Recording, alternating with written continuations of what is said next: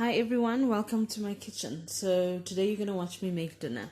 I'm making some chicken breasts in a mushroom sauce that I'm going to be serving with some potato mash that I am making in the microwave right now, and some beetroot salad that I've made earlier on in the week. Enjoy. So as you can see, I've already got some oil going in the pan. It's just a little bit. I'm using canola oil. You can use whatever oil you like. You can even use butter if that kind of thing appeals to you. And then I've got some chicken breasts. So to get the chicken breasts the way that I have them, I've actually taken one normal sized chicken breast and just sliced it in half. And that is going to help in the instance, when you're making chicken breasts, normally you have a thicker part and a thinner part, and the thicker part really doesn't cook as quickly as the thinner part, so that's what we're trying to remedy. So I've done that to make them all the same size, and as soon as the oil is heated properly, I'm going to be putting the chicken breast in, and I'm going to put them in long enough to actually brown them on each side.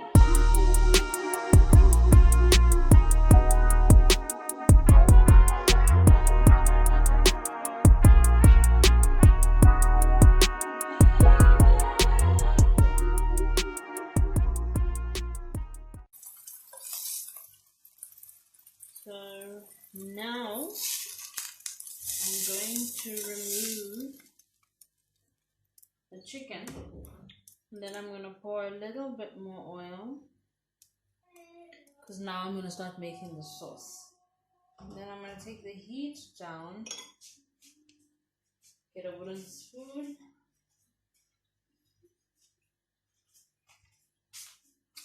and then start with the sauce. So basically what I'm going to do is I'm going to put the onion in, and then I want to get back to the chicken just a little bit. So I realized that I omitted to tell you that after I cut the chicken breasts, I actually just seasoned them with a little bit of salt. Not a heavy seasoning, just light, because you'll see that the sauce we're going to make is probably going to be enough seasoning, or not probably, is going to be enough seasoning to make sure that the chicken is well seasoned as well. So what I just did with the chicken, I was literally just browning it. And the reason I had to end up doing it in 2 batches is because I didn't want to crowd the pan. Because if you crowd the pan, you're probably going to start a stewing process and not a frying. So I wanted to fry it off and brown it, and that's why I did it in 2 batches. If you've got less chicken or a bigger pan, that might be a quicker process, but it's not that bad because it's around less than 5 minutes on either side. So you find that the first side takes a bit longer, and then the second side is just quick. So it's not that bad, really. So I'm just going to go a little bit with the onion just to make sure that I soften it just a little bit. Because as you can see, I've actually cut it quite finely, so it doesn't really take long.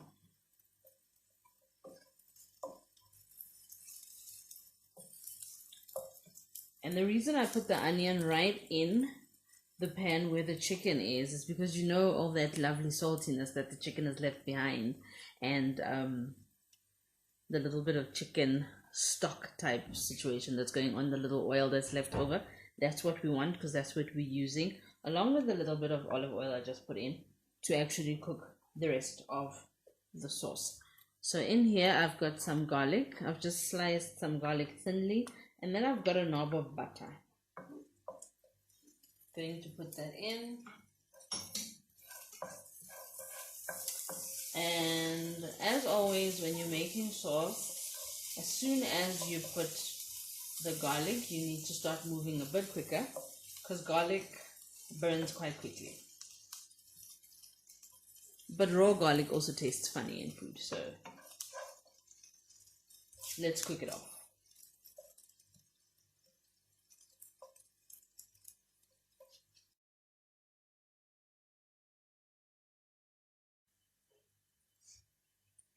As soon as the garlic has started to brown a little, I'm going to put in my button mushrooms. So I've just literally just quartered them, and then I'm going to put them in, and I'm going to leave it to go for about 3 minutes.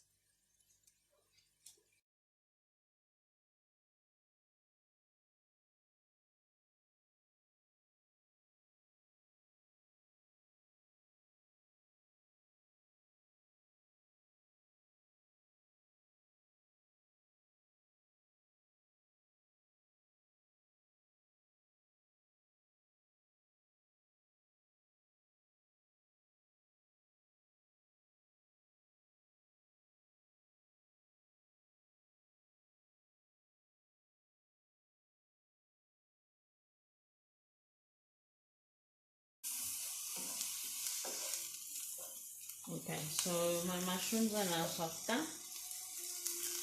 not fully cooked yet. Remember, we're just starting off the sauce. It's still going to cook on its own. So what I'm going to do next is I'm going to actually start with the thickening process from the beginning for the sauce to make sure that my sauce is thick at the end. I am going to be using some gluten-free flour. You can use any type of flour that you have, but the reason I'm using gluten-free flour is because some of us in this household are gluten intolerant, so I'm really trying my best to make sure that I can make meals that everyone can eat. So I'm putting the flour in, and then I'm going to mix it in.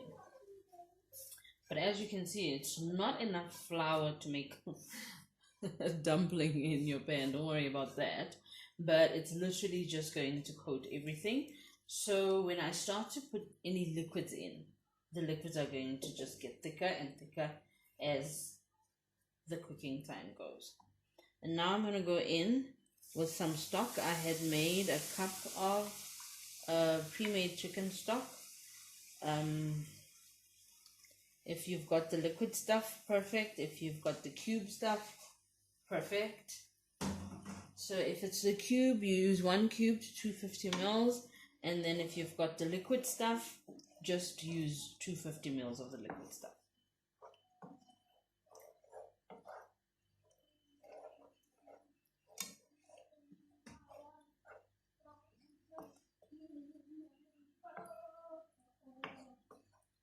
And as you can see, it actually starts to almost get thick immediately.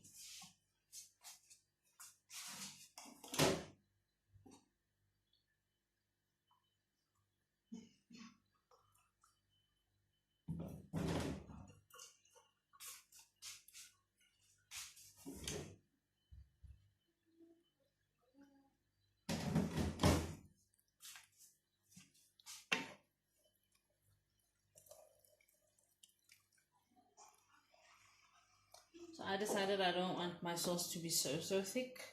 I've just put 1/4 of a cup more of boiling water in it.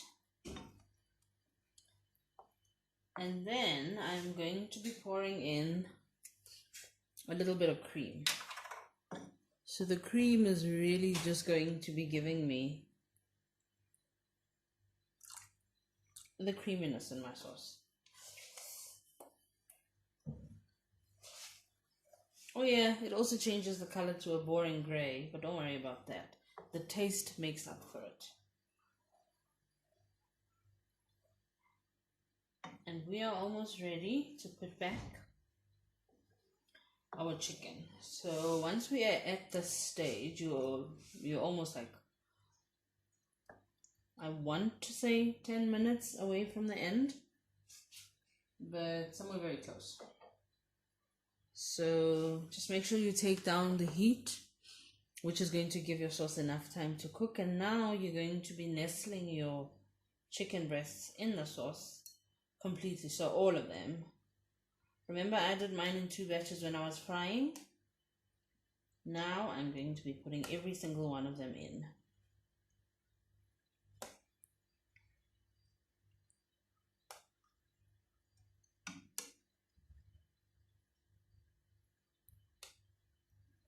And you're starting to see why I did the browning step, because you can see at least we've got a little bit of brown on our chicken.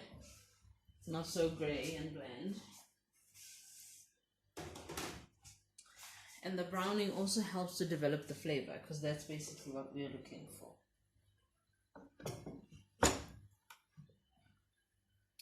And at this stage is where I would put in whatever green herbs you have, whatever fresh herbs you have. Remember, if you want to use dried herbs, put them in the beginning of the cook. So basically, at the time when you put in your onions and your garlic, put the dry herbs at that time, because that gives them time to actually release their flavor into your dish. So I'm going to be putting in fresh curly parsley. So that's why I'm going to put it very late in this gig, because I'm not really worried about it still needing time to open up. So from here on, we are just going to give our pan about 10 minutes on the stove to get ready. So during that time is where the chicken is going to drink up all of that sauce. Your sauce is going to thicken, and the flavors of everything that you put in the pan are going to meld together. And this is when the magic is happening.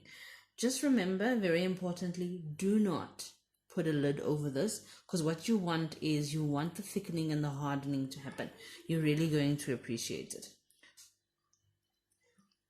One thing I normally do, I don't always do it, but I normally do when I have Parmesan cheese, is I will sprinkle, let's do it this way so you can see, I will just sprinkle some Parmesan cheese over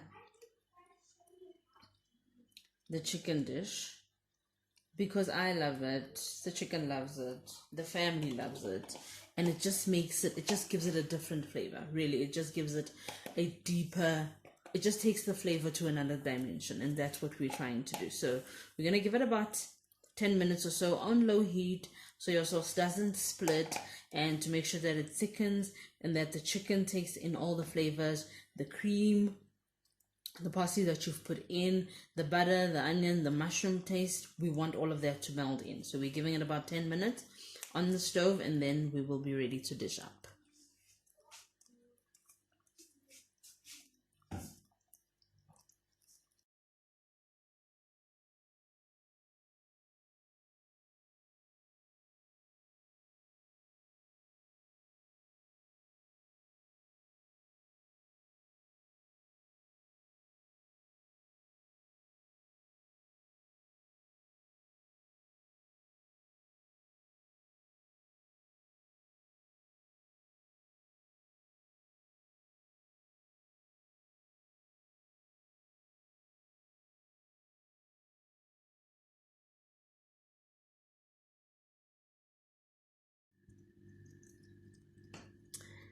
And now 10 minutes has passed and our chicken is ready. I'm about to serve it up, and I'll just take a picture of the dish when I've dished it up, and then I'll just show it to you just now in the next slide. Thank you very much for watching.